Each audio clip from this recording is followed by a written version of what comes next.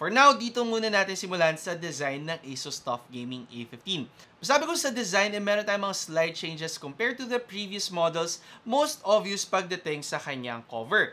Makikita nyo kagad na embossed yung logo niya dito sa gitna talaga at meron tayong mga slight embossed details dito sa tagiliran or sa edges ng inyong cover. Other than that, wala nang ganap sa cover ng laptop na to. Ang nakakatuwa lang dito for the Asus TUF Gaming 15, naghanap sila ng parang middle ground kung saan edgy pa rin at alam mong gaming laptop pa rin yung ginagamit mo pero may pagka-minimalist pa rin. Not as loud and vibrant katulad ng mga gaming laptops from before. Moving on dito naman sa design ng kanyang keyboard, meron tayong mga slight changes na para sa akin hindi na gaano noticeable sa karamihan.